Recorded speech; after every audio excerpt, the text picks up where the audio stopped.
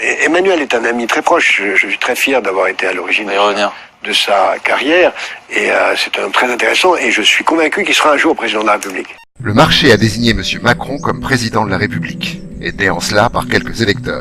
C'est que le président de la République n'a plus de pouvoir, ou beaucoup moins de pouvoir, en tout cas qu'avant. Mais que les Français, et lui-même aussi, croient qu'il a toujours les mêmes pouvoirs. Mais pourquoi il aurait moins de pouvoir? Véronique Jacquier, Sud Radio. Il a moins de pouvoir pour 1000 raisons. D'abord, pour de bonnes raisons. Il n'y a plus la peine de mort. Et il n'y a plus l'Union soviétique. Donc les deux dimensions fondamentales de la thaumaturgie, du droit de vie et de mort, le droit de vie et de mort ont disparu. L'euro, aussi bonne raison, fait qu'une grande partie de la politique économique est heureusement devenue européenne. La décentralisation, les grands investissements ne sont plus dans l'État et la politique de grandes infrastructures ne lui appartient plus.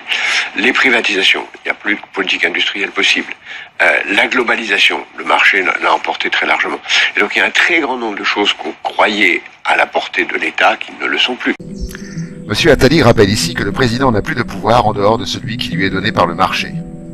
La plupart des hommes politiques et des dirigeants politiques se contentent de gérer au mieux le quotidien et de colmater les brèches. Oui. Alors qu'il faudrait agir pour avancer. Ils n'ont pas de pouvoir réel. Ce qu'on vient de voir ont la grandeur d'être élus du peuple. Ils n'ont pas de pouvoir réel sur la société. Monsieur Attali nous rappelle également que le personnel politique est impuissant. Comprenez que les politiques sont désormais au service du marché. Le marché a donc le pouvoir. Ces traités font loi qui s'imposent à la loi des hommes. Tous ceux qui, dont j'ai le privilège d'avoir fait partie, ont tenu la plume pour écrire les premières versions du traité de Maastricht, on s'est bien engagé à faire en sorte que sortir ne soit pas possible.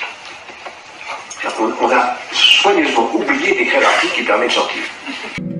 Monsieur Attali se dit honoré d'avoir empêché les peuples de s'autodéterminer. Seuls les marchés déterminent. Son objectif est d'étendre son pouvoir.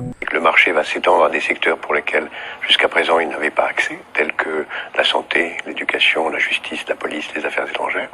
Et en même temps, parallèlement, dans la mesure où il n'y a pas de règle de droit, le marché va s'étendre à des domaines aujourd'hui considérés comme illégaux, criminels, comme la prostitution, le commerce des organes, le commerce des armes, le racket, etc., etc. Et donc, on aura de plus en plus un marché qui va dominer, entraînant une concentration des richesses, une inégalité croissante, une priorité absolue donnée au court terme et à la tyrannie de l'instant et de l'argent, jusque et y compris, au fond, au bout de la route, la commercialisation de la chose la plus importante, c'est-à-dire la vie, la transformation de l'être humain en un objet marchand, lui-même devenu un clone et un robot de lui-même. Le président, les ministres sont les seconds couteaux chargés de faciliter la prise du pouvoir du marché.